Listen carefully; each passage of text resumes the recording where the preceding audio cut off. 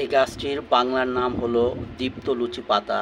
ইংরেজিতে এর অনেক নাম রয়েছে: পেপেরোমিয়া, পেলুসিডা, ক্লেপ পাইপারেল। এই গাছটি হার্বাল গুণ সমৃদ্ধ একটি গাছ। এই গাছটি আমার ছাদ বাগানে স্যাঁতসেঁতে যেখানে সেইখানে এমনিতেই হয়ে রয়েছে। এটা আমি জানতামও না যে এই গাছটি ঔষধি গুণ সম্পন্ন।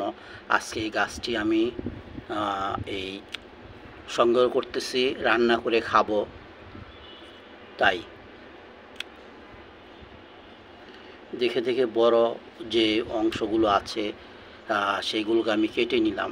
এভাবে আজকে আমি সংগ্রহ করব। আমার ছাদ বাগানে বিভিন্ন জায়গায় অসংখ্য এই দীপ্তলুচি পাতা গাছ জন্ম নিয়েছে।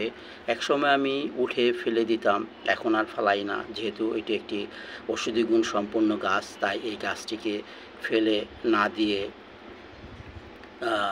নিজে খাই। এবং যেহেতু ঔষধি গুণ এটাতে রয়েছে পটাশিয়াম, আয়রন, ক্যালসিয়াম, এটি এমনি খেলেও কোনো ক্ষতি হয় না। তাই আজকে আমি এটা রান্না করে খাবো।